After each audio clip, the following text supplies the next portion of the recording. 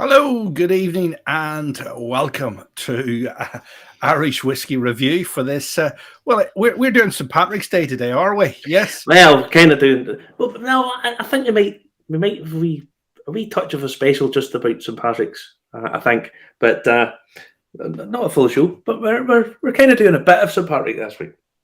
It would be sort of rude not to, wouldn't it, Justin? Let's be honest. Yes, it would not to, and especially if you fancy a tipple, don't forget. Irish Whiskey Review is sponsored this week by Scots Irish Distillery from down there in Garrison. So don't forget to give them a try. Yeah. Well, what have you been at today? You were out and about today, weren't you? I was out and about today at Sister Act Junior at the Theatre at the Mill at Glencormley. It wasn't too bad a night. And it was pretty interesting, pretty good. Some young up and coming talent there that can sing and dance and act, and it wasn't a bad effort. Do you not give it a go yourself, though? No, I can't sing. If So by that, when you say you can't sing, it sort of implies that you can act and dance. The dancing, I'd love to see you doing a bit of dancing, tap. Bit of Fred Astaire up and down the stage. Right. No, try. Well, no, I have tried. Yeah. Did you succeed? No. That's okay. Matter. That's okay. My illusions have not been shattered by that. Then that's okay. Yeah, I know. No, I have tried.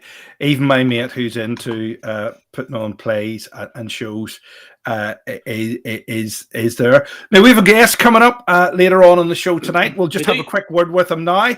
You're live, Tim. Good evening. Welcome to the show. We'll be speaking to you later on. Thank you very much for having me, gents. No bother. Yep. We haven't had you yet, but don't worry about it. We'll get that remedied in about half an hour. you stay there for us, and we'll be talking to you in about 15, 20 minutes' time. Just stay there for me, okay? Now, right.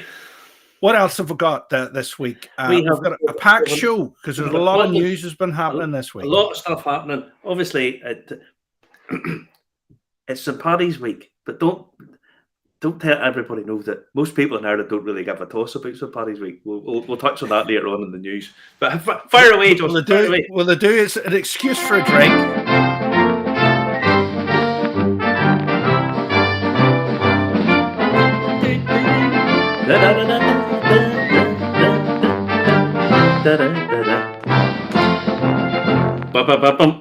Oh, right.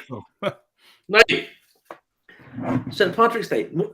Not many people recognise that bottle because there only is about 4 of them in the entire world. But about 4 of them left. But that's a St. Patrick's Irish whiskey from many moons ago. It was never released. So, right, this week is St. Patrick's Week, or as it's known in Ireland, Cheltenham Week. Okay, because why have you brought that up? Too soon, Justin. Too soon. Take it away. Thank you very much. I'm jumping the gun. Have gone through the gates. I've gone through the gates too soon. As always, your mind's in front. Anyway, right. So, Jameson are wanting people, certainly in the States. This is all primarily based in the States. Let's be honest, and they're wanting. Well, really, because COVID has bollocksed up St. Paddy's Day for the last 2 years, they're wanting a 2-day St. Patrick's Day. So the 17th and the 18th. Which you needed to recover anyway, Marty. Well, they want a 2-day bender, which is, I'm a wee bit beyond the 2-day benders. I'm a wee bit old for that these days. But the thing is, last week was International Women's Day. Okay? And if you go on to all the websites, they're all about highlighting all the women that work in the industry. They seem to have forgot that St. Patrick's Day, the day after that is Sheila's Day, which is a woman's, a sort of St. Patrick's Day. Sheila was supposedly either the mother or the wife, or she was in some way related to St. Patrick. So basically what they've done is the week after International Women's Day, they've decided to kick Sheila to touch and have Patrick take over her day as well. So what they should have done is said, we'll have St. Patrick's Day, and then we'll put a celebration for Sheila. But they've obviously forgot about that bit.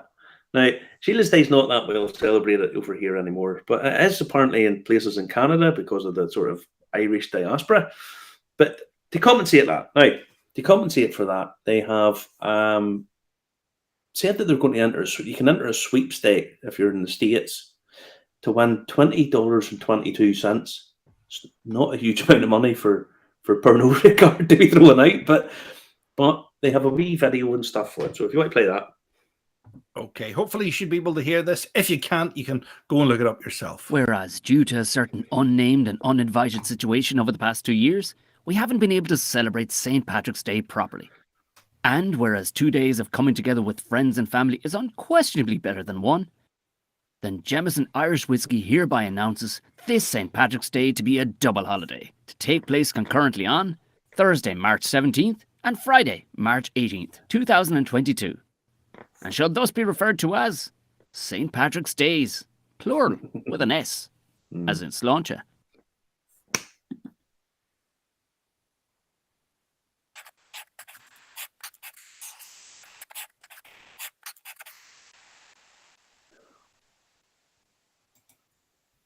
There we go.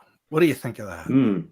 Not a lot, to be honest. But so people can enter a sweepstake. Now, the one thing that they are doing as well is that they are supporting a charity. They're going to give away $75,000 to the Restaurant Workers Community Foundation. Obviously, everybody, hospitality has been hit so hard, and that for every person who signs up to enter their sweepstake, they're going to give another dollar up to $25,000. So fingers crossed they get $100,000 heading towards charity. So wee round of applause for that. But they really should have thought out Sheila's Day, St. Patrick's Day, and then Sheila's Day the next day. Okay. Something weird. Yeah, they should have thought about that a bit more. Now, the one thing I will say is all this. There's a whole pile of St. Paddy's stuff. We won't talk about St. Patrick's stuff, but the Craft Irish Whiskey Company, who the much berated and well, if you like, maligned, whatever way you want to call it, I don't care. They've actually pulled out what I think is a very shrewd move. They are sponsoring at Cheltenham. They are sponsoring the Festival Plate Handicap Chase on St. Paddy's Day. Many more Irish people will be watching the Gold Cup, the Gold Cheltenham Festival. They were more likely to be putting £22.20 on. But I guess, to be fair, it's one. Normally, what we say is it's one of the few things that Ireland and England compete on a level playing field. Because rugby's not one, because they absolutely tanked English.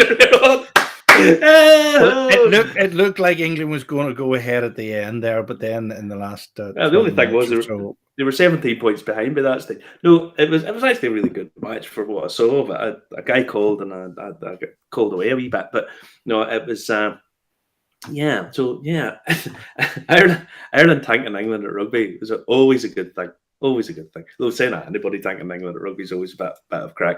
Anyway, so we'll not dwell too much. Listen, it's nearly 10 past already. We better say hello to some of the people watching tonight, because a lot of people watching tonight expecting Tim to join us shortly from the Copeland Distillery. He's standing by for us, or he's just taking a drink as we speak. Let me see. Patrick Multy, good evening all. Thomas Jones, hi to you. Michael Matthews is saying good evening. Whiskey lovers. I think it's not just whiskey lovers watch this show. All sorts of people watch this show. Because you've been recognised. You were recognised somewhere. Oh, you told us that last week, did you? Yeah. I can't remember. Asked for his photo. The guy asked for his photo. Maybe I was like, what? Anyway. All right. Serena Lindsay is saying hello. Julie Mason, good evening to you. All the chocolate's gone. Working my way through the whiskey. Jody Burke is saying good day, everyone, from Prince Edward Island. Keep on trucking. Peter Stewart is saying the charity MVR 22 is going very well on Irish Whiskey Auction. Very good. Yes. Yeah. That's the link to that thing that you can watch it yourself if you want. If you're in the States, by the way, you have to be in the States to enter the sweepstake thing. Oh, Okay? yes. Just read the T's and C's, you'll see it yourself. You would do. Oh, you would do. You can always get a relative to do it for you or something like that. John Redmond saying hello. Then I think the scammers are on already tonight. Oh, there's we got the scammer. Good evening. Good evening to you, scammers. Anonymous. Just say that a few times just in case they want to hunt you down. Frank Hearn is saying, even all this time last year, we were celebrating Ireland beating England with excellent Kennedy Castle whiskey. Yes, well, we've got the excellent Copeland Distillery on tonight. Yes. I'm celebrating Ireland winning Twickenham with a wee dark sultry. There you go. Good to know, Frank. Connor saying hello. Good evening. Peter Stewart is saying, I don't know how they call themselves Irish craft whiskey when they're based in England. Never let the truth get in the way of a lie. Trevor Watson, I haven't heard from him in a while. Good evening to you, Trevor. Hello to you. Remember, if you're watching, comment, like, and share. We're live on Facebook. We're live on YouTube. We're live on LinkedIn. We're live on Twitch as well. I don't know really what that is myself, but we're live on it. And then there's a cut down version goes out on Instagram as well. And of course, you can ask your smart speaker to play Irish Whiskey Review, and you will hear the interview tonight of me and Marty with Tim. It'll come up probably sometime tomorrow. It'll be on the podcast. There you go. Now, sticking with the St. Paddy's theme, right, or St. Patrick's or whatever, Bushmills have brought out a guide to St. Patrick's Day for people in the States. If you just bring it up here because it's quite interesting. Do they need a guide? Do they? Well, this is about fact. So there's no green beer in Ireland, so drink whiskies. This is point number one. Okay, so flip over to the next picture, Justin, for me. So number two, it's a day to celebrate a nation not embarrassed too. I'm not really sure what that means. There's no need for number three, no need for a pickleback shot if you're drinking good whiskey. What's a pickleback shot? I think it's a whiskey. A chaser? I think it's a whiskey with a like a pickle in it, like a gherkin or something. Lovely. Sounds lovely. Now, pickled egg. I love pickled eggs, but they give me heartburn. Anyway, number four. This is one that I got. It's a bit of a strange one. It's St. Patrick's Day or St. Paddy's Day. St. Paddy's Day would be a celebrating a burger. So I'm not really sure of what that. I think they mean St. Patty's Day, because I know that Peter Stewart has just brought it up. Many call it St. Patty's Day. But Bushmills, I think, have let spell check at this, because it says St. Patrick's Day or St. Paddy's Day. St. Paddy's Day would be a celebration of a burger. Right, that's a new one to me. But anyway, I suppose I'm they do. All right. Well, actually, Marty, I've got a point here. If they introduce Sheila's Day, it could be Patrick and Pat, and then it would be Paddy's Day, wouldn't it? Well, no, it should just be Pat and Sheila. Like remember you used to have the car. The car would have the names of the boy and the girl in the front or above the top. Pat and Sheila. Oh God, that's Pat and Sheila's Day. Pat and Sheila's days. Why not? Right, number four. The day you actually find a leprechaun is the day you should dress as one. Ditch the green top hat. Well, me and you are both going to be in Dublin on St. Paddy's Day, and pretty much everybody there is going to be wearing and a ginger wig and all that caper. It's kind of what, if they don't do that, what they go to do, just sit around and drink whiskey the entire time. But I thought a major brand had invited us down, and we were gonna go and have a stay in a swanky hotel and sample the fares. Anyway, I'm not wearing a wig. You wore a wig last year. I wore a wig and I've a wig and a hat. Dancing Slemmish last year. Right, exactly. That's what it's supposed to be about. Most people on St. Paddy's Day are watching the horse race and pay a little lip service to it and then go and get pissed. That's kind of what it's for. Well, maybe they do. Now this Bushmills thing's intriguing because there's more to it as well, isn't there? There's another bit as well. This is like another bit. Next one. March 7th is all about good crack, food, friends, and whiskey. But so far, Bushmills, I'm awful sorry, but you haven't been painting this as the most joyous occasion. You don't want people dressing up. You don't want them having any good. You don't want them seemingly want them to have cocktails and stuff. You've told them not to call it St. Paddy's Day, and then I really don't get this. They've sort of balls this all up, if I'm honest. Do not sing Danny Boy if the only words you know are Danny and Boy. Sing away, because nobody else is going to care, right? Is this real? It's genuinely serious. If you want to Right. sing, if you don't know the words to Danny Boy and somebody else is singing it, and you want to join in and all you know is Danny Boy, tear on. Nobody's going to bat an eyelid. Just enjoy yourself, okay? We're not judging Weird. people. As for all other questions, please consult your bartender. Now, my local bartender down here, don't consult Stevie in Glenarm, because he will. he is. Don't be doing that over here, because if you do, Stevie's method of hospitality is he's borderline about punchy all the time. That's kind of how he works. You know, he's a great guy. It's just the whole thing was just bizarre. I don't really understand what Bushmills were doing with that. It's awful. It's called a sun visor. That's what it's called. Texas Spoon Tapper is saying, "Would good to see Irish Whiskey Review to have an evening for all their fans during Belfast Whiskey." You're doing something during Belfast Whiskey Week, so you can't really do that. Yeah, I'm doing stuff. I was on with Paul there the other day, and we'll be doing stuff Belfast Whiskey Week, whatever. Anyway, it's a work in progress, but we'll be working away. We'll be doing stuff. Okay. Peter Stewart saying his friends in Chicago and they love St. Paddy's Day. They dye the River green. It's not a smaller river. Yes, we saw that. If you look at that Sláinte Irish Whiskey Festival, which we did a couple of weeks ago, Joe. Is it Casanova or Terranova or something? Joe Terranova. Joe Terranova. Joe Terrahawks. Joe Terrahawks. I think you prefer Casanova. I think rather than Casanova. We did the Dan the River Green, courtesy of. But I mean, that's the whole point of St. Paddy's Day.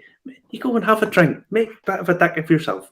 You know, we are a people who quite happily laugh at ourselves. We're not going to take ourselves that serious. Anyway, now right. Tullamore Dew. Tullamore Dew have hit on this. They've sort of hit on this Paddy's Day crap, right? And they've tied up with a butcher's in New York, La Frida. So you bring up the website. This sounds tasty, Marty. Oh yes, I know your wee lips will be like your little lips. This is absolutely delicious. For $84.99. Now again, this is all in the States, and it's paddy, not pie. And what you get is you buy this pack, which is all, you know, it's high end meat. You know, you get 12 burgers. You get 4 beef belly, 4 brisket, and 4 chuck burgers, 2 ceramic shot glasses, a beanie hat, a wee sticker, and a code to get you a bottle of Tullamore Dew sent out. I think that's pretty damn swish. Can you bring up any of the pictures, Justin? Can you bring up some of the? Maybe can zoom in a wee bit on some of them if I can. Yeah, there you go. I can change the picture. Yeah, there you go. Look at that there. That's succulent. Bring up the burger one, Justin. I see your wee face. That's something else. That's tasty.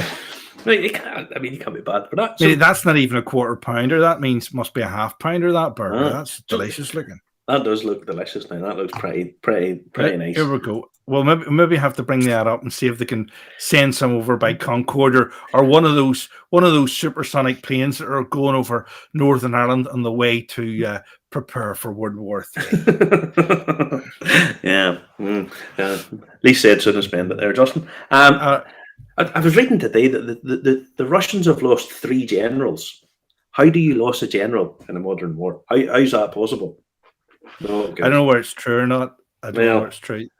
Well, anyway, now next up is Chicago, or we had the Chicago Whiskey Festival on. We Joe Terranova there the other day. So anybody's about Chicago wants to head over to check that out. The New York Whiskey Festival is up and running on St. Paddy's Day. So okay, if you are there or thereabouts, the tickets are on sale. Justin has the website there, I think. I do. Yep, there it is. Yeah. Bring it up full page. And Yeah. How are people going to go to all these things? You couldn't go to all these things possibly. There's so many things on for St. Patrick's Day. You would be hard pushed, you know. Oh. I'm looking forward to going to Dublin because it's a long time since I've been to Dublin for St. Patrick's Day, I must admit, you know. Aye, we'll go down and we'll see what's what. But yeah, so New York Whiskey Festival took place today. Joe Terranova is having his in Chicago. Now, we're going to stay in the States. I saw this story the other day, and Buffalo Trace had to evacuate the other day because they found a World War II incendiary bomb inside the distillery. Now, the one thing that you really wouldn't want to find, a bomb wouldn't be good, but an incendiary bomb inside a distillery. Apparently, they were moving boxes of gin, and discovered that no one seems to know where it came from. But the state police came. Was it a factory, an armaments factory, or something like that, or was it used as armaments? Sure. I have no idea. I've no. That wasn't used as an armament factory. Somebody, it must have been bring your incendiary bomb to work day one day or something. It was maybe a fifth columnist or something like that. You never know. It's a source from the distillery said it's unknown how the bomb was there, how long the bomb was there. Yeah. Fire and distilleries don't go well together. No, incendiary devices and bombs and distilleries don't go well together. That's just take that as a fact. Certainly don't. Certainly don't. Nuts. Remember a couple of weeks ago we talked about Kentucky and how the private barrel thing was basically they've been selling these for years and now they've discovered that they were legal. They have passed House Bill 500 that allows private cask sales, but there's a stipulation: 30% of the allotment has to be can be sold to customers directly, and the other 70% have to be sold to wholesalers and that kind of thing. So it's a bit of a compromise. Not that I'm not 100% sure. Is it a compromise?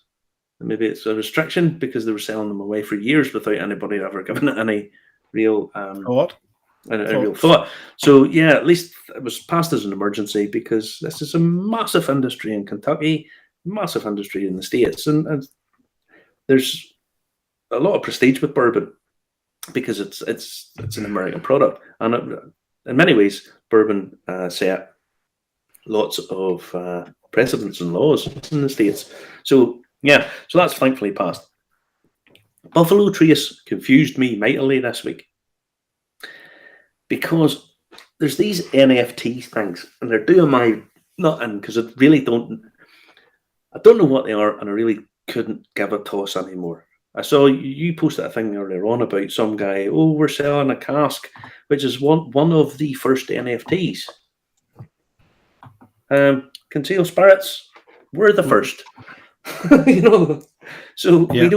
We had him on who's talking about it. Who's selling a cask through an NFT, but on a website called blockbar.com, Buffalo Trace are selling a bottle of OFC vintage.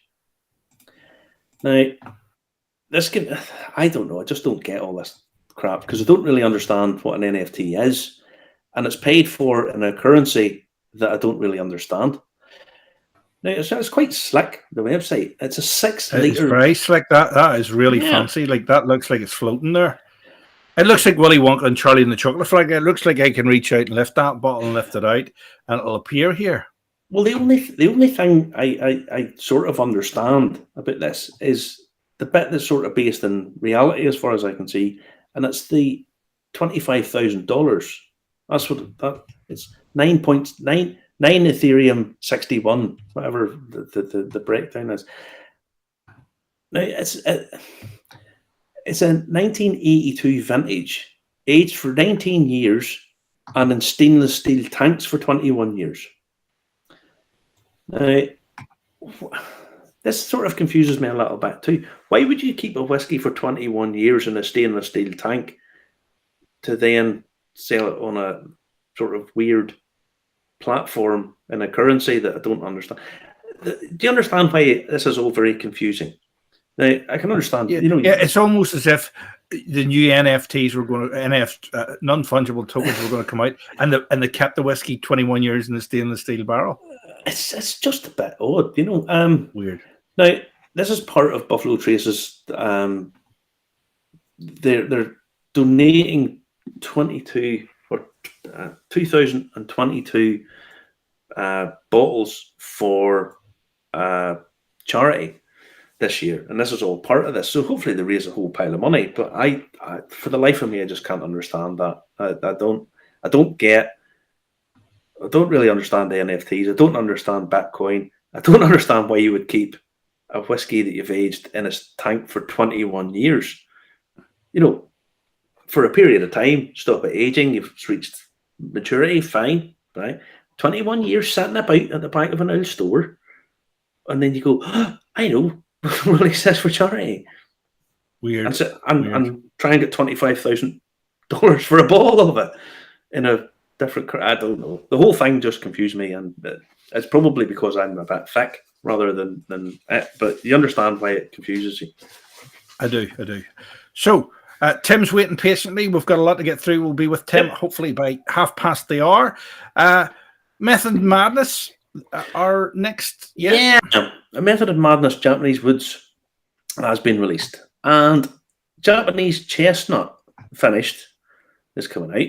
Japanese Cedarwood is coming out. Those two are €95, reasonable enough. And then they're coming out. The 33-year-old Mizunara Oak Pot Still. 252 bottles of this at 52.8% ABV, aged for 30 years in bourbon. So obviously this is from Irish distillers, long before the experimental distillery was made in down in Middleton. And then very nicely done, but isn't it? Very nicely done. Yeah, it's €3,000 a bottle, Justin. Yes. €3,000 a bottle. Okay, all sold out, all gone. Must be good. Why? Nobody's ever going to open it. There might be about 5 of these ever open. There's none of these are going to be opened. 252 bottles. Now, it's a Mizunara Puncheon, which is a Puncheon. It's probably about these are various sizes, but they're about 450, 500 litre barrels. Now, what they've done here is they've had pot still whiskey put into bourbon casks, been there for 30 years.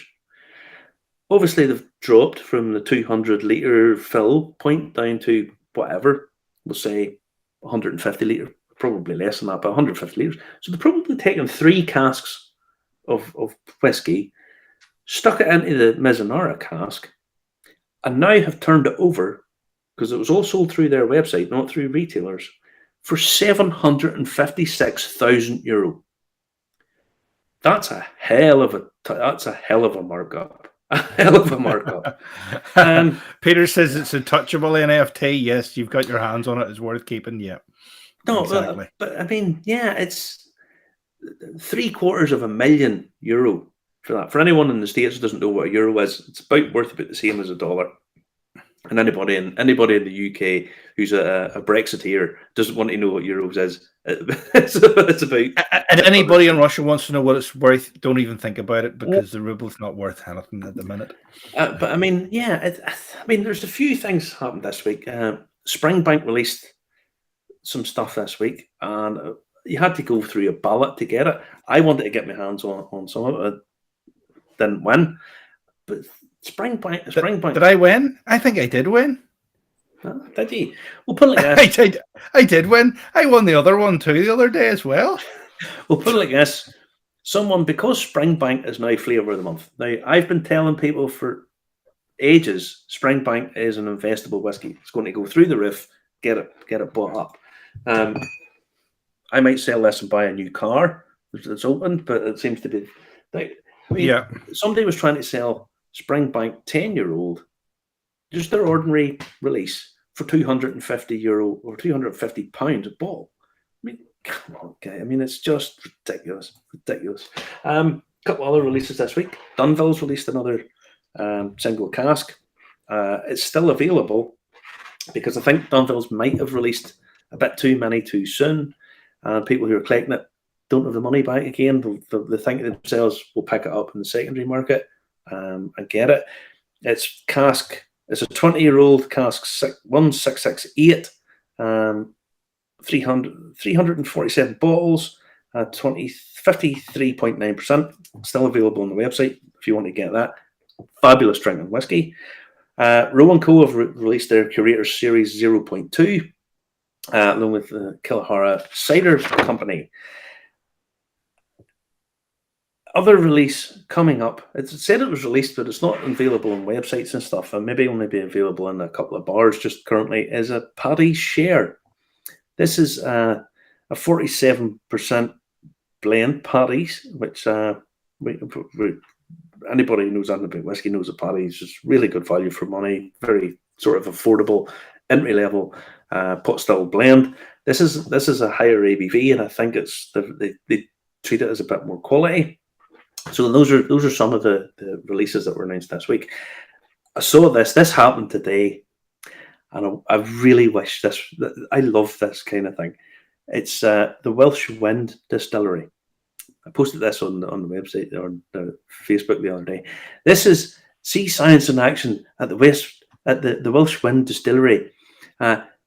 Activities for children of any age. Learn all about barley germination and the distillation process. So basically take your kid down and teach them how to make booze, which I wish I could have learned that at school. That would have been right up my street, rather than sitting tossing about with Shakespeare and stuff. That's stuff that I could have related to.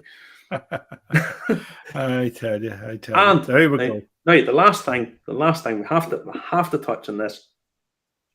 Friend of the show and all-round top fella, Sir Maurice O'Connell, posted today that his pot still spirit at the Lakeview Single Estate Whiskey is 3 years old today. So from his hilly field, and it's been aged. So today is its birthday. So yay! Well done. Well done. We did try that, didn't we? We did. We got a wee. Wait. Oh, you still have it. You haven't drunk it. Yes. So this is the. Here's the other one that I kept. So this is a little bit premature. This is taken out a wee bit early, but we got a wee sample. So yeah, well done, Maurice. It says there's going to be a tiny release, but he said that whenever we interviewed him a few weeks back. So watch out for that. That'll be collectible as anything. Okay, just letting you know. Anybody, if you can get your hands on a bottle, get your hands on a bottle, because that'll be nobody will try and put it. Everything's collectible now. By popular demand, he's been waiting in the wings. He's just taking a wee sip before he goes live. Tim joins us live tonight. Are you in the distillery, or are you in your kitchen, Tim? I am very much in my kitchen. Good man. Okay. I'm not allowed access to the distillery by myself for previous theft. All right. Okay. So my key was taken off me a year ago, and I'm only allowed in with supervision. Yeah. I feel you could have had a lot of very sort of fair weather friends if you have the keys of a distillery. Just go round and see Tim tonight and see how he's getting on. Oh, he's working late. We'll just pop on down to the distillery. Oh yes, I would imagine you have lots of friends. Tim, you are from the Copeland Distillery down in Donaghadee in County Down. Correct. Now, tell us about Copeland. First of all, tell us where you are, because some people, you're in County Down, but Copeland, tell us about that. Tell us what that is. Well, where I am right now is, so I actually I live about a 3-minute walk from the distillery. So and a lot of, actually about 95% of the staff are all local, which is great. A very sort of short story of how Copeland became what it is today. About 6 years ago, it was started by a guy called Gareth Irvine. He was 22. He was studying business management at Coleraine University, and within that, he had to create up a business model. At the time, he came up with Copeland gin, and he won awards, did really well. His parents thought, that's great. Now go get a real job. And he fell in love with the industry and being his own boss. And so he then went down the route. He had to try and borrow some money from the banks. He wanted to borrow 20 grand from the banks. Now, over 6 years ago, so it was nearly 7 years ago, when a 22-year-old walks into a bank and says, I want to borrow 20 grand to make some gin, they say, are you going to take this to Vegas and put it all in black? So they all turned him down. And credit to Gareth, and why we are where we are today, his drive, he went down the crowdfunding route, and he wanted to raise £20,000 in 6 weeks, and he ended up raising 38,000 in 6 weeks. I would say it was an accumulation of quite a lot of things. Sort of 6-7 years ago, gin wasn't as big as what it is today. Yeah. I think it snowballed. His idea was right. It was marketed well, and it just accelerated from there. And then for the first year, he was based in Samefield, in a industrial estate in one unit, and he was not that we're here to talk about gin, but kind of where the story starts was he actually had the idea of bringing local county down fruits together with a base gin, which we all know now. He called it infused gins, but then now have become the multicolored rainbow of pink gins. But that was what got him to where he is today, and he created two infused gins. And for the first year, he made it, delivered it, marketed it, and did everything on his own. I met him about 6 months in, and then after me not really leaving him alone, he offered me a job, and I came on just as he turned 1 year. My background's in the industry anyway, which was helpful for him. And I'm now with the company over 4 years. To sort of fast forward a bit, Copeland is named after the Copeland Islands that are a stone's throw from Donaghadee. They're steeped in history going back as far as the Vikings, but their main sort of heritage is smuggling. Up until 1912, it was documented and very well known in local historian areas that they smuggled spirits and tobacco from the mainland through the Copeland Islands and then flooded the peninsula to evade the taxman. And that's where Gary heard that story and thought, well, that's a pretty good name for a distillery. And he had always had a dream to have his own distillery, and his real dream was whiskey. And we started to look at a few sites in Donaghadee. Donaghadee itself is a very beautiful little coastal seaside town, but it's got a huge harbour, which doesn't really fit. If you look at it, you go, why is there a massive harbour in such a small town? Because Sir John Rennie built it, that's why. Well, they used a lot of big blocks, but it was the busiest port town in Ireland or one of the busiest port towns in Ireland up until about 1860. They called it the gateway to Ulster in Ireland because it was so close to Port Patrick. Yeah. But we were starting to look at a site, or look at multiple sites, and we then came across what we thought was an old community hall, and it was about to get levelled and turned into a car park by the council. And it ticked the boxes for us. It was affordable. It was a good size, and overlooks the harbour, and very close to the harbour. And it just, there's a lot of distilleries now in Ireland. Like 10 years ago there was 4. Now there's over 40. There's very few slap bang right in the middle of a town. So we're very lucky, and we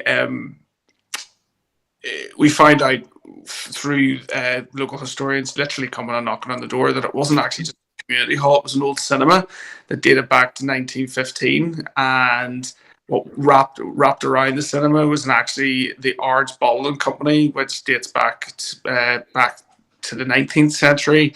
It burnt down, but it was owned by the same guy, and it ran as the Regal Cinema up into the 70s. So it was loads of history. We were able to turn it into a state-of-the-art distillery with now 3 copper stills, but very much keep the essence of the history. And we now produce, what are we at now? Try to keep up. We're at 8 different spirits, 4 gins, 3 rums at the moment, and we have our blend. So we're busy. We're very busy. Primarily because of our owner Gareth. He is now 29.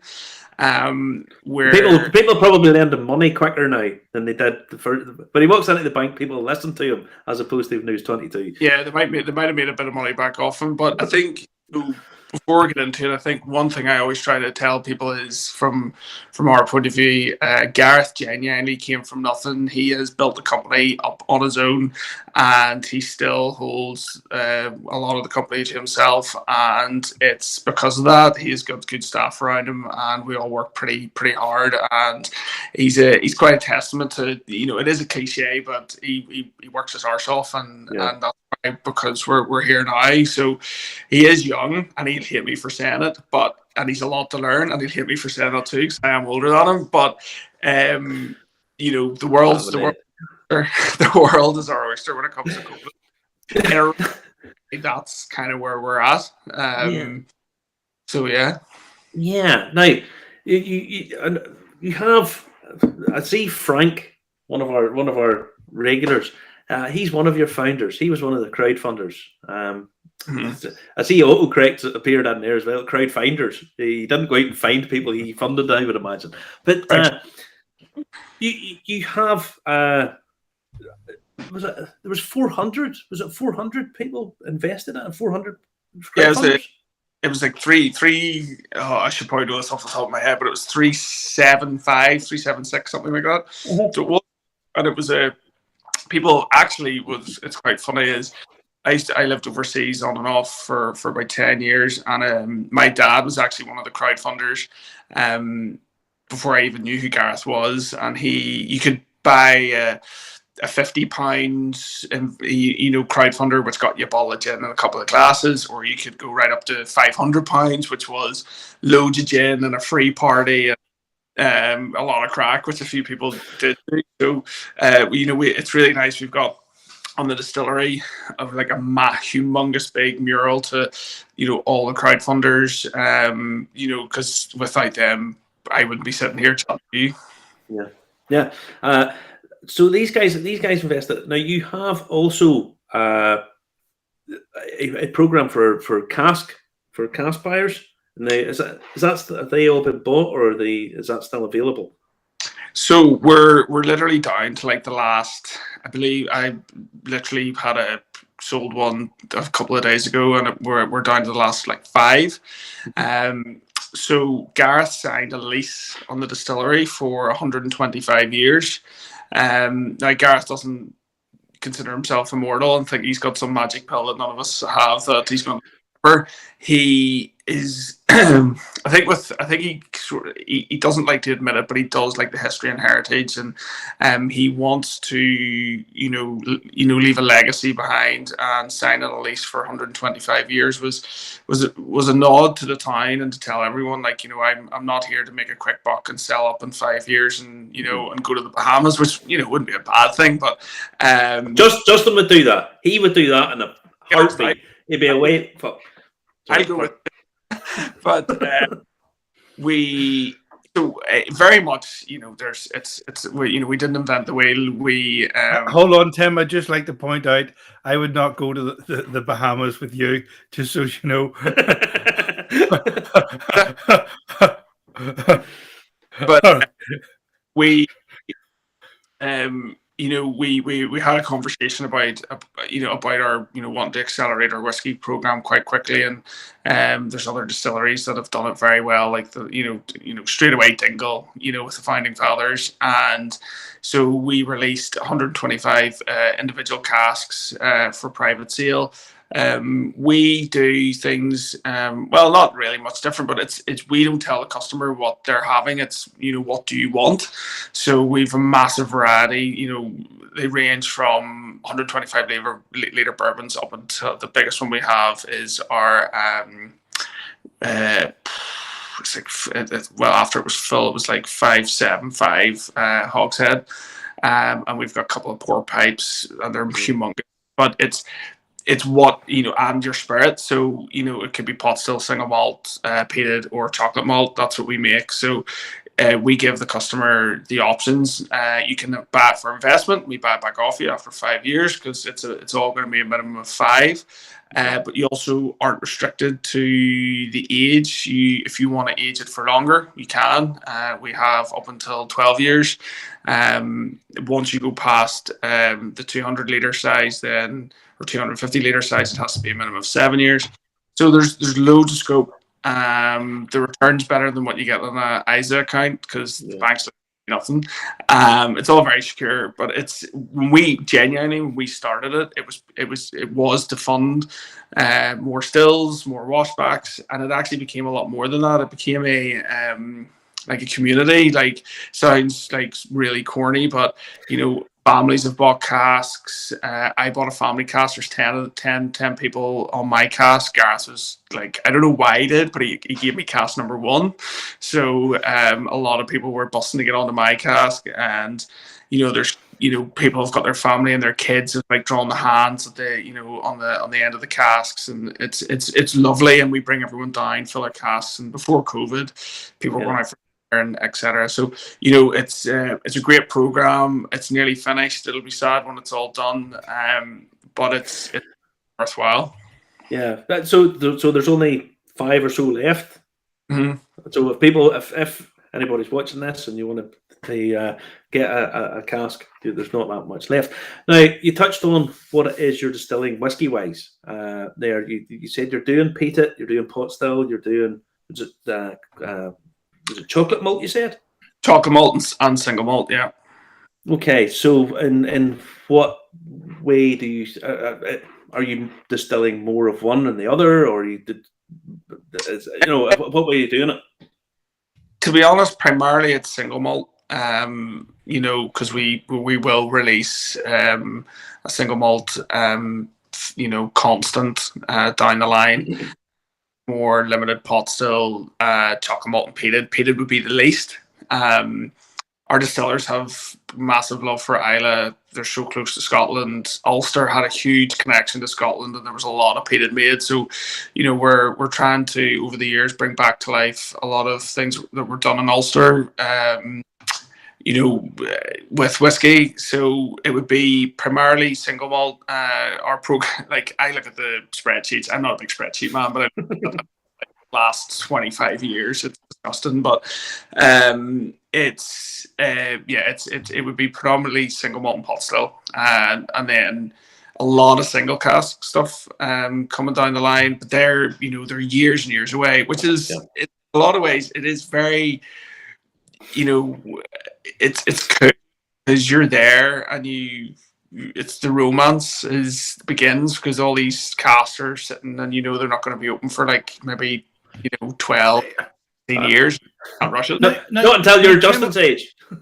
Now, Tim, although you're going down the almost purist route at the minute, right? Harking back to the history and that, you just don't shy away from doing things like cocktails and stuff like that. What's that all about? Because that I love a cocktail, but you're almost doing 2 things at once, really, aren't you? Going down the purist route into the history, connection to Islay and all that, and then going, it's all right to have a cocktail with our whiskey. I mean, we're I'm one of the oldest in the distillery, and I'm 36. So there's, we've got a very young, dynamic team, and we all very much do like our spirits. But there is, like, I worked in the bar industry for years, and I've got really fantastic connections now in the bar trade, and cocktails now are very, like, especially in Ireland, they're, the likes of, New York, etc., Sydney, they would have been the cocktail meccas for years, for decades. And whereas now, especially in Belfast, there's a real, the quality of the spirit going into the cocktail. It's not just your strawberry daiquiris. There's real thought. If you go into sort of Bert's piano jazzy bar place there, the cocktails they serve in there are second to none. I mean, I'm going there to enjoy the cheese board in a couple of weeks' time, and I do love it. But they love a good spirit, and it means a lot to them. And I think because of COVID, there's been a lot of obviously horrendous things that have happened because of COVID, but a lot of positives have come out of it, and I've seen it even more so. Within the hospitality industry, there's a massive drive to support local. So if they can factor in your spirits into a cocktail, like literally the Burst Jazz Bar, the small little blue bottle behind me is a limited rum that we have at the moment, and they're using it in one of their cocktails, a Jungle Bird, which is it's a really old cocktail. It goes back to like the 30s. But you must have had that when you were a young boy, Justin. Yes, I had it back in the day. When I had an Ulster coat and popped into the tailors there. And, oh no! You'll be thinking I'm Dorian Gray next. But to sort of there is a bit of like an eclectic mix of Gareth wants to create this history and have that purist, but he's also 29 and he wants to have fun and not ever be like take away from the quality, and would never do anything to take away from that. So whenever it's cocktails, it's done right, and we like to partner up with like good brands. Like for instance, like I was in Dublin a couple of weeks ago meeting with the guys from Poachers Mixers, and they're great Irish brand, and so yeah, it's it's hard to tick all the boxes. We try to do a hell of a lot to cover all those parameters, and then in the mix of it all with gin and rum, we've also got a wee blend that sort of has been slowly doing its thing and knocking on the doors of the whiskey market to tell people we're here, and we're whilst the blend, we're totally transparent. Of course, it's not ours. The oldest whiskey we have is just coming up 3 years old, but there's an art to blending, and our distillers were a part of that, and it's very good. Before we get into it, couple of quick questions. Where you're situated, I'm trying to think of the name of the bar that's beside you. Pier 36. Pier 36. Now it's literally just round on a beautiful round where you overlook the marina, and you overlook the Copeland Islands. They sit just out in the thing. That's them in the map behind them there. Look, that's them in the map behind them. Placed that there just so conveniently for this podcast. Does anybody live in the Copeland Islands? No. They do. So well, there's nobody full time. At its peak, there was about 180 people lived on the island. The old schoolhouse is still there. There's actually original Royal Mail post box. The postman, weather permitting, used to go out once a week with a post. Graveyard there. At the moment now, I think there's about 8-ish houses, and they are a mixture of mostly like I'd say holiday homes, but they're like cottages that people who own plots of land there. It's private, so Copeland Island is made up of 3 islands, but the Great Island, which is the big one, which all the smuggling happened through, it's mostly people who have a plot out there, and I got exposure out there once. I was out there in a boat once and got exposure, and I didn't actually realize I had exposure until I got home, and I was as sick as a dog. That's because you thought it was a nudist colony and nobody told you otherwise. No. It was warm and sunny, but extremely windy at the same time, and that's how I got exposure. But anyway, it's a schoolboy error, but I didn't do that. Well, you see, Justin, if you'd have listened to probably the most famous person from Donaghadee, which is where the Copeland Distillery is, you'd have been all right. Bear Grylls, famous urine drinking Bear Grylls. That's what you maybe should have done when you were suffering from exposure. When you drunk your own pee, which Bear does basically every episode you ever see him.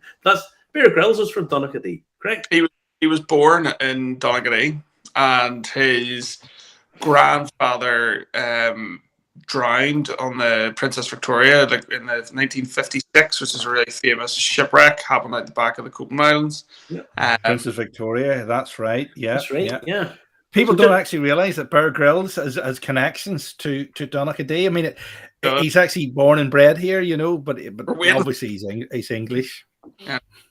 But no, like the islands themselves, I've been very, very fortunate, even though it's privately owned. I've been over like multiple times, stayed over. It's a little magical place.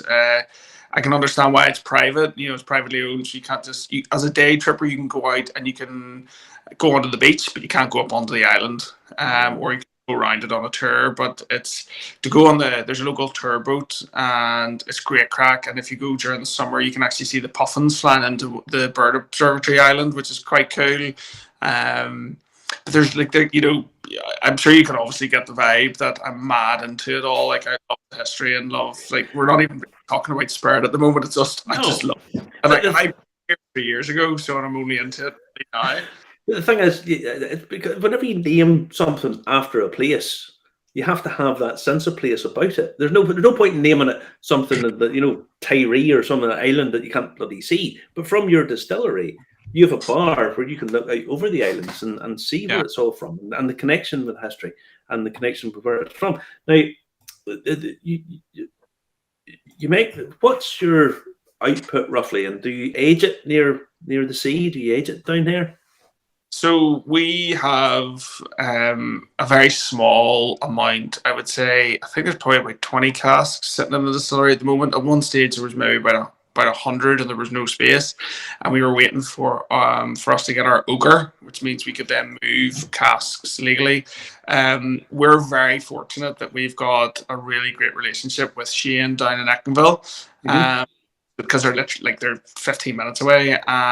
So we've got about 250-ish casks, a mixture of the 125 and then our own stuff that we're making being aged in Eckingville's bonded warehouse. Actually, again, during COVID, when things were great, but they were making hand sanitizer, and so were we, and so were a lot of the stories. And to be honest, if it actually hadn't been for the hand sanitizer, we'd be busted. But I was very fortunate to have a lot of, like, conversations with Shane when we were, you know, helping each other out, and I was up there every couple of days, picking up 5-liter drums and all that kind of. We're just sort of, it was really weird because we're all in the kind of same boat. They're a bit bigger than us, but Shane always said, he goes, you know, you've got the joy of being in the middle of a town, and you've got that sort of people just walking by, and then we've got loads of space, but then we're out in the countryside, and terrible nice guy, and for a lot of time for the guys up there. And so that's where we're in the process. We will be building our own warehouse over the next kind of like 12 to 18 months, which will hold 7,000 casks. It'll take us a minute to fill it, but that's kind of, you know, that's where we're going. Nothing in whiskey's done in any real great hurry, let's be honest. Everything's done over a period of years. Now, a couple other things. Justin touched on the cocktails, but you just kind of do other things down there. You do comedy nights, I saw on your website. Yep. So we've got a fantastic. So our visitor centre, again, I hate bringing it up, but because of COVID, we closed our tours. And Gareth had this great idea then when things started opening up again, because we weren't we're not fully licensed, so our tours were going through different parties, things like that. But Gareth said, let's turn the distillery into a coffee shop. And I was like, really? Coffee shop? Okay. And I genuinely was like, I wasn't against it, like into it. Turns out I ever had, and we're open 7 days a week and really busy, and even without a license it's crazy, but we brought in this great girl called Beth, and she used to run Haptic at Newton Arch, and she's real sort of pushes, the different style of things, of doing things that aren't the norm in distilleries. Because she had no experience in the industry at all, like, outside of working in cafes, but no experience in the spirit industry. And she was like, let's do a comedy club. And every time we do a comedy club, sells out, like literally within half an hour. And all the comedians that come up say they've never done anything like it in a place like this. It's always really good fun.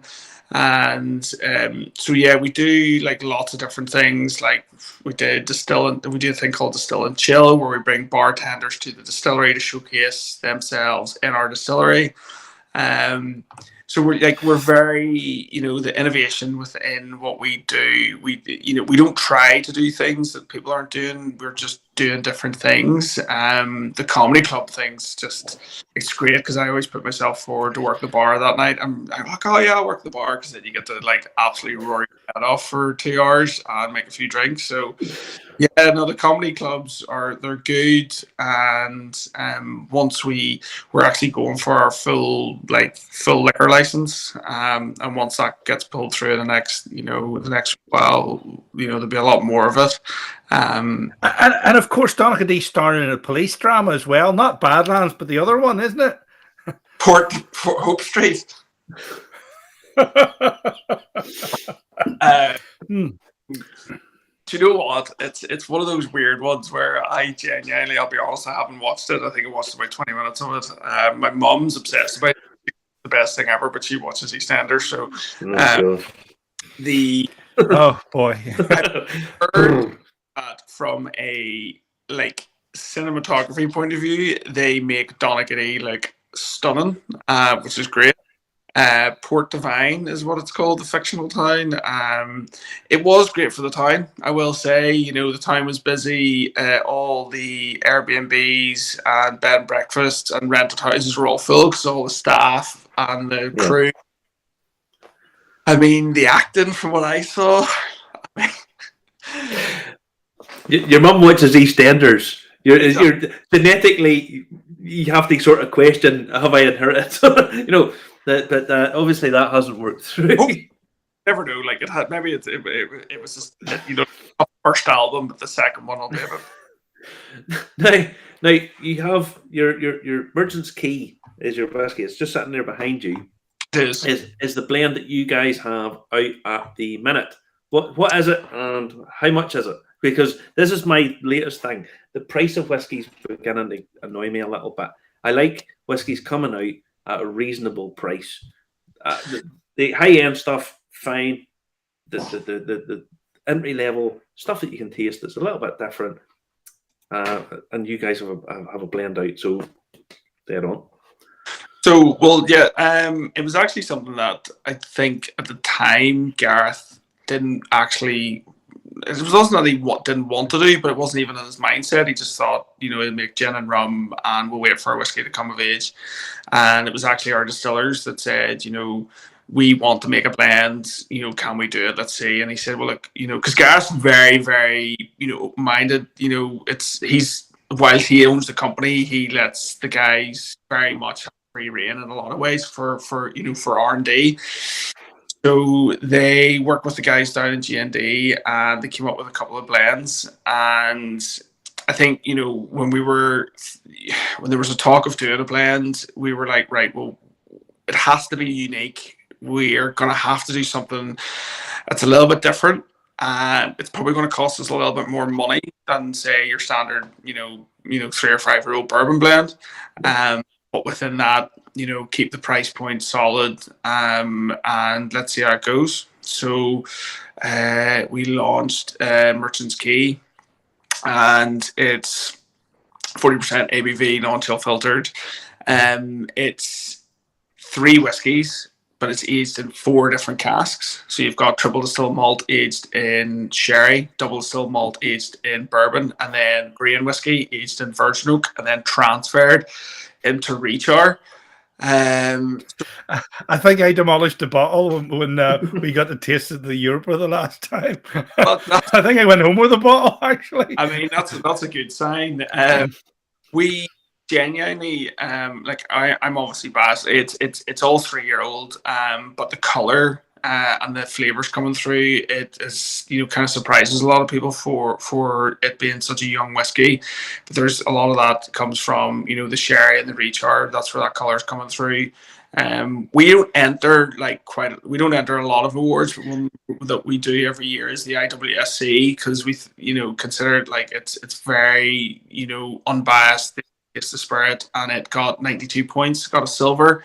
So we were really happy with that, and it's it's doing well. It's $29.99, so it's not like we're the world. It does cost us more money because there's so much going on.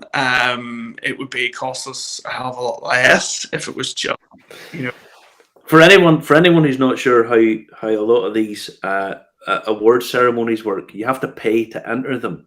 They charge you to enter each category, and so that's why people say we don't enter the competitions, because if you entered every competition, you'd be out an awful lot of money in a year, and it's why some of the bigger brands have lots of awards. Correct? Yeah. 100%. And to put it in perspective, it's because some people go, well, if you pay the money, they'll just give you an award, so you do it next year. We've had a couple of spirits that actually weren't released, and we've sent them there to see how they'll do, and they didn't win anything, and they didn't get an award. So, and we paid the money, and it's not cheap to enter the IWSC. So, in a weird way, even though those spirits that we entered that didn't end up getting released, which is fine, didn't win awards, we were like, okay, that proves that these people who are judging them didn't rate them. Yeah. It's very rare that we're very lucky that all of our spirits have won awards from gold down to bronze. Bronze even salt is a great thing. Our Navy strength cast finished gin won gold, and that was like mega for us. We were stoked with that. It was absolutely brilliant. So, but yeah, the whiskey is it's a good whiskey, and it's we're proud of it.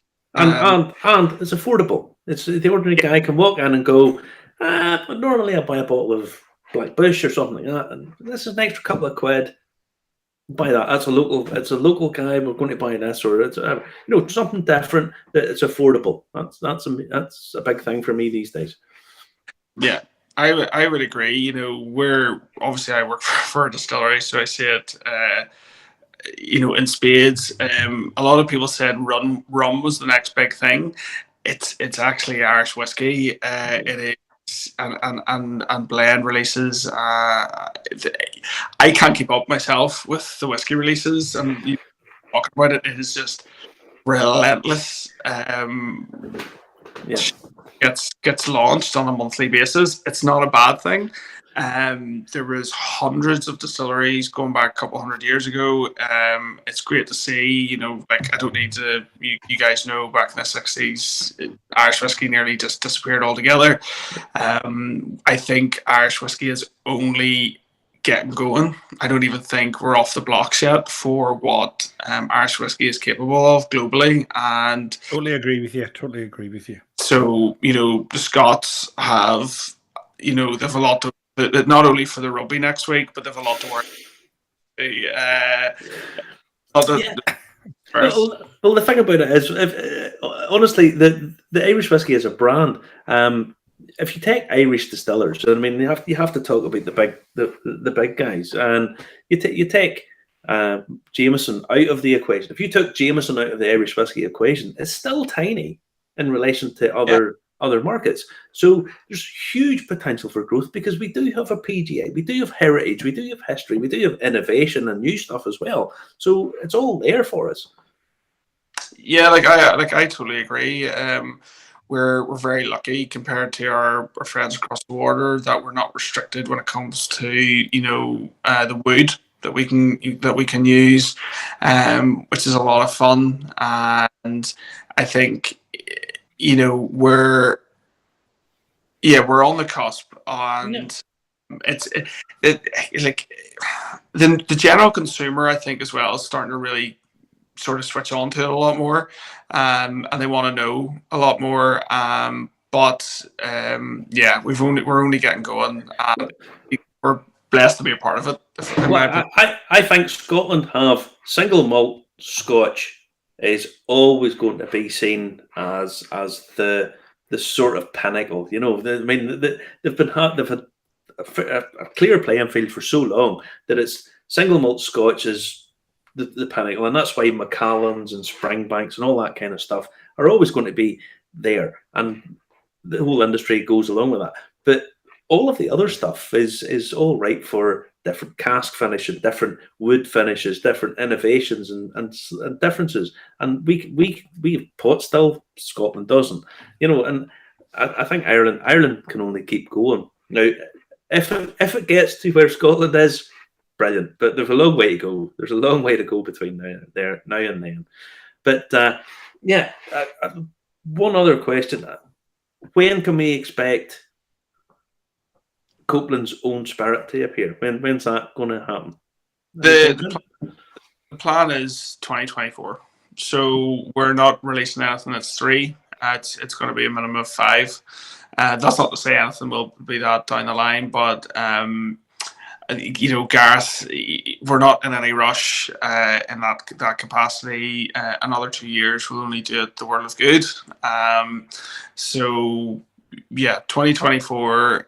We'll not go into, like, you know what the spirit industry's like. We're also bloody secretive, but the thing about it is, I can't really give. You're all secretive, and then you do the same thing about a month after each other. Actually, because it was put straight on the Gareth and was like, we need to start releasing Japanese stuff flat out here on it. But no, the reason we're like, we know it's 2024.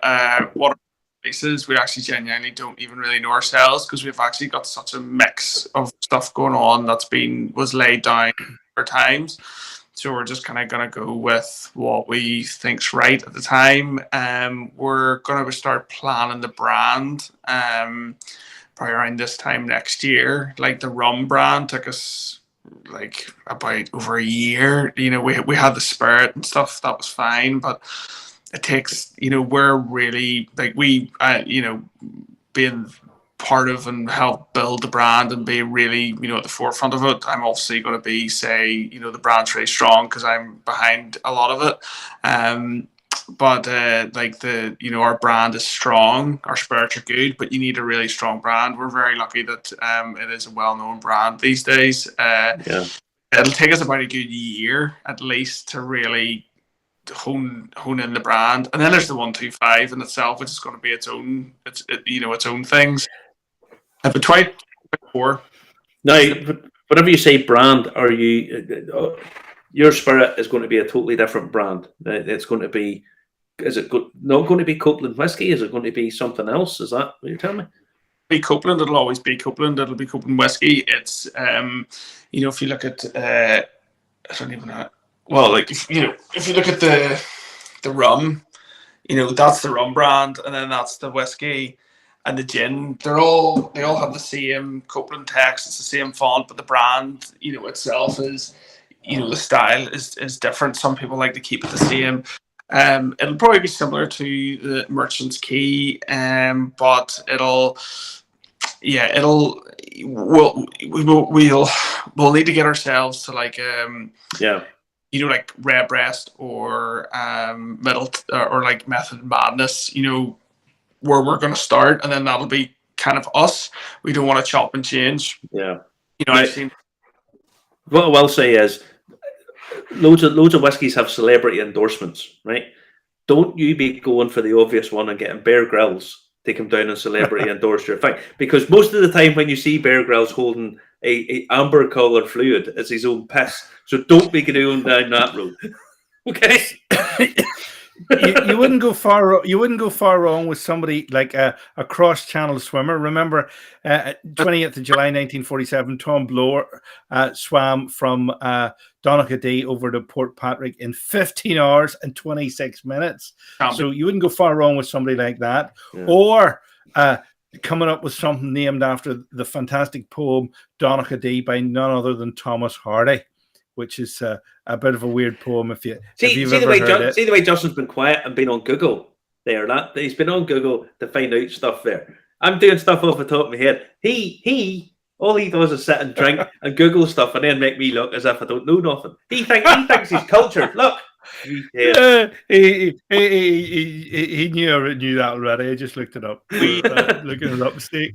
The Thomas Blower thing's really cool because there's like a really good Netflix documentary all about it. But there's I think it's the seven swims in the world, and they're channel swims and as such, English Channel and things like that.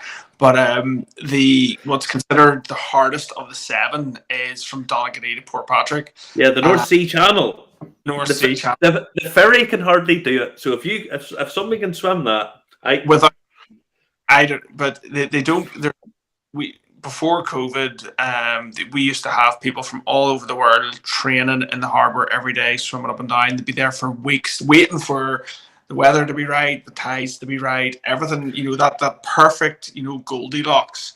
And even at that, most of them never made it. But it's not considered like an official channel swim unless you do it out of wetsuit. I mean, if you're going to do a wetsuit, you make it fair play because it's like 90. I could barely swim a mile, but yeah. I can't swim at all, by the way, because I don't see the point. If I'm in the water, there's something wrong.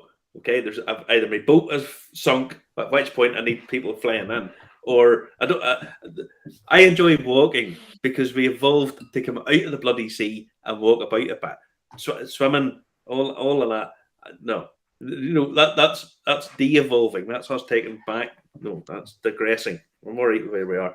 I will say, sorry to sort of jump in. We're talking about when we're going to release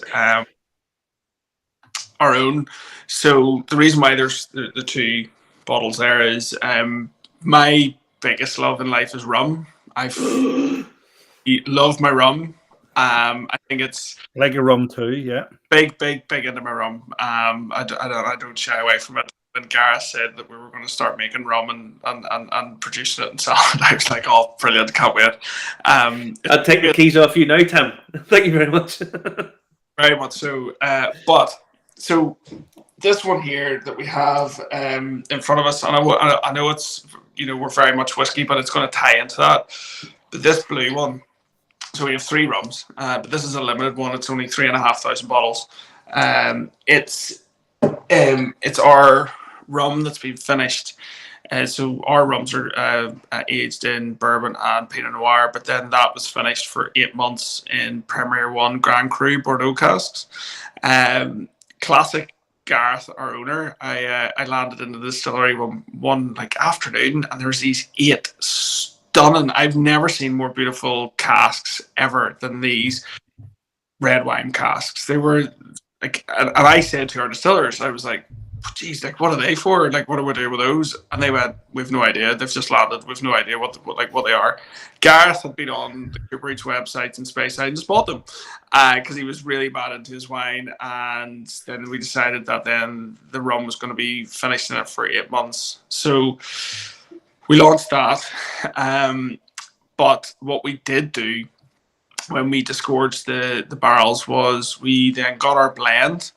And we filled the 8 barrels that had initially really premium red wine in it, and then rum for 8 months. Then we filled the blend into it, and I took a draw of it about 2 weeks ago, and to have 3 whiskies aged in 5 barrels, one of them being a barrel that had red wine and rum in it. It's absolutely stunning, and we're leaving it for another few months because it's only been in for 4. So I think we're going to do it for about another 4, and that's probably going to come out this year. When not 100%, because when it comes to that, it's going to be a similar sort of label to the Merchant's Key. The bottom will probably change, the colour change a bit. Lovely. But it's genuinely, I know there's a lot finishes out there, but because of that red wine barrel getting fired in, plus then the other barrels, and the color and everything, it's I actually I think because I love my rum and I do love my whiskey, but that mix is. I can see you're quite anxious for this to be to come out to have more volume of it for yourself. Now, Peter Stewart asked me what method of madness I was drinking. It's the mulberry cask one. I picked that up.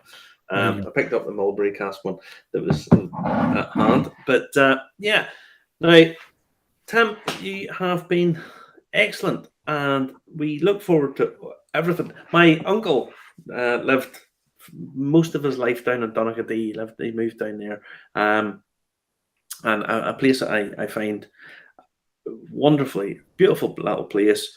Now you're all part of that County Down whiskey distilling thing now, which is just you're talking about 40 distilleries in Ireland. How many of them are in County Down now? Many. It's just five at least. Six. Easy. Six. It's one of those things where it's weird because, again, it's such a funny thing that people say to us, if there's a new distillery that opens up and they go, oh wow, do you feel like there's another competition? And I'm going, this is the spirit making industry. The more the merrier, and the more in my opinion, the better, because then it becomes a thing that kind of place where they make fantastic whiskey.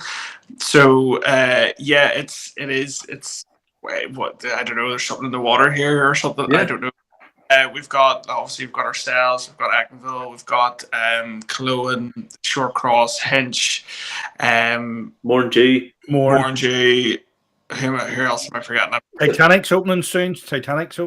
Yeah. Obviously, we've got our third then Waitlix for Titanic, and then you've got McConnell's, Culloden. Yeah, Culloden, like Brendan down there, and so there's a lot going on just up here, and I think that's where the word is getting out that there's nothing up the north coast other than Bushmills. Although I know that there's something coming out up the north coast near Cushendall. About time, really. I've said it for years. The north coast is crying out for another distillery, so it'll come. And of course, Donaghadee has great the coffee shops, ice cream, and it also soon will have a camera obscura. Isn't it going to have one? Oh God, yeah. So the Moat. I'm about to move house in about a few months, but I live on a street that's opposite the Moat, and the Moat. When I first moved here, I thought it looked like a kid's sandcastle, and I didn't actually realize that it was over 200 years old, and it's stored gunpowder for making the harbour. And then it was very much in disrepair, and then they got funding and they fixed it up, and then they were going to put a camera obscura on it. So the Moat is it's two-tiered. So you would think that they put the camera obscura on the top part, so you have 360-degree views. They've put it on the lower part, so you've only got 180-degree views, and it's actually so low that if you're just standing, you just get the same views anyway. I mean, save the building, and it looks fantastic. It's still not. It was meant to be open to the public a year ago, but it's. I think that's it. Oh, right. It's just typical people over here. You sort of do things and then go, no, I can't be bothered putting it away up there. Imagine having to climb all the way to the top of that. No, stick it here. Nobody will notice any different. Stick it down here. Health and safety, no doubt. But yeah, it was good to see. I actually really championed the fact that it was. That they fixed it up, and like anything, when you fix up an old, it was repointed, and it looked probably like what it looked like when it was finished 200 years ago. And the locals complained about it and said it looked too new, and I was like, yeah, but it won't look new in 20 years time. Can't win. You can't win. Tim, listen, there's about 5 casks left. If people want to buy into Copeland and get into the 125 club, there's about 5 casks left. Merchant's Key is available in lots and lots of facilities. You can buy it from the distillery. You can buy it in off licenses. Yep. And coming up in a couple of years' time, you will have their own whiskey, finished in what seems to be a sort of multitude of casks. So yeah, lots of nice things happening down in Donaghadee, down in County Down. Tim, thank you very much for joining us tonight. It's been a pleasure. No, like that, thank you for inviting me on, and it's been great fun, and it's been even better because Ireland beat England, which was great, and obviously, like you said, our spirits are all available UK delivery on our website direct, or most are in your local independents, and or buy it from Peter's shop, because Peter say you're in rum. Green Island. He says the rum is the best seller in the shop. There you go. Yeah. I mean, Green Island's a lovely part of the world too, so no wonder. It is indeed. Listen, remember, catch up with us on YouTube, hit subscribe, comment, like, and share. It helps us help you. We're on Twitch, we're on LinkedIn, we're on Facebook, we're on YouTube. We even have a wee bit in Pinterest. I'm working on TikTok, but I'm not too sure about that. See, if I have to do one of them stupid dances, if I have to do some stupid dance because you tell me we need it in TikTok, I will throttle you. Yeah, we're going to do it. Well, wherever you get your podcast, just simply ask your smart speaker, Alexa, or Hey Google, to play Irish Whiskey Review Podcast, and we'll pop up. Thanks a lot. Catch you again, same time, same.